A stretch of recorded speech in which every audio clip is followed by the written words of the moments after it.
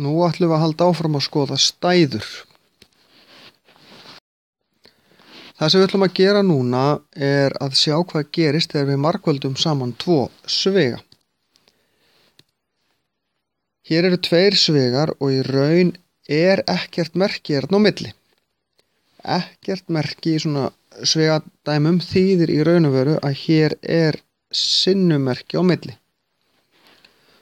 Og það sem við gerum þetta í 4 skrefum.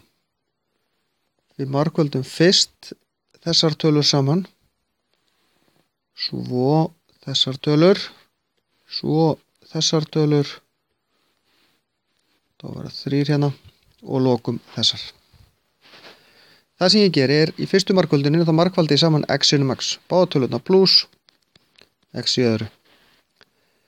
Næsta x sinnum 3, báða tölurnar pluss, þá fæ ég pluss 3x. Næsta 2 sinnum x, ég er í lið númer 3, báðar tölurnar pluss 2x og 2 sinnum 3, báðar í pluss 6. Nú get ég dregið þetta aðeins saman því að hér er x og hér er x. X í öðru pluss 5x pluss 6. Ég ger ekkert meira með þetta. Hérna ætla ég að renna hratt í gegnum 4 dæmi sem er í grunninn öll reiknuð eins. Við byrjum alltaf á sama stað og ég ætla að sýna ykkur núna aðeins aðra útfærslu af aðferðinni frá því. En í staðinn fyrir að teikna strikinn þá ger ég sinnum x hér, af því það var það sem ég gerði hérna uppi, og sinnum 4 hér. Þessi tala uppi, þessi tala niðri. Síðan byrja ég uppi, x sinnum x er x í öðru, en nú þarf ég að passa mig. X sinnum mínus 5 er mínus 5x. Það er í raun og veru þannig að útkoman út úr margfölduninni, hvort hún er pluss eða mínus, sem ræður því hvort það kemur pluss eða mínus alltaf hérna á milli tánana. Næst ég búið með uppi, þá byrja ég niðri. X sinnum 4, báðar pluss eru pluss 4x og 4 sinnum mínus 5 eru mínus 20. Ég get dregið saman x í öðru mínus x, mínus 5 pluss 4 er mínus 1, þá kemur mínus x, mínus 20. Þetta er nákvæmlega sama aðferð, örlítið öðruvísi útreikningur. Hérna, venjulega þegar maður er pínlítið flinkur í þessu, þá hættir maður að skrifa inn á, hérna í kringum söguna. Maður fer bara beint í að reikna, x sinnum x er x í öðru, x sinnum mínus 3 eru mínus 3x, mínus 1 sinnum x eru mínus x, mínus 1 sinnum mínus 3 eru pluss 3. X í öðru mínus 4x pluss 3.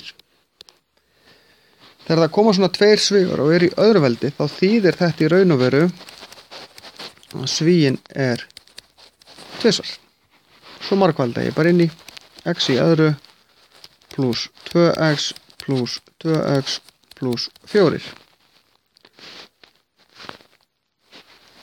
X í öðru pluss 4x pluss 4 og ég er búinn.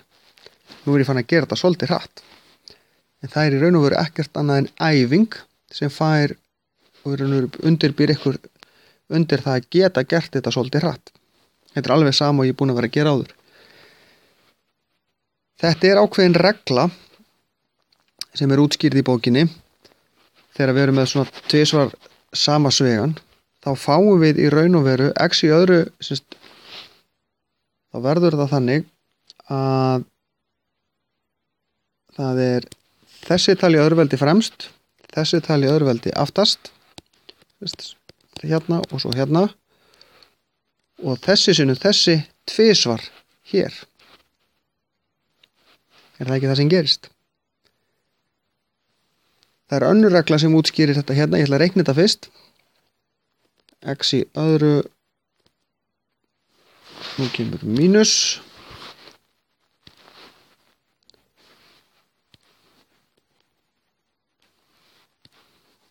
Mínus 2x pluss 2x mínus 4.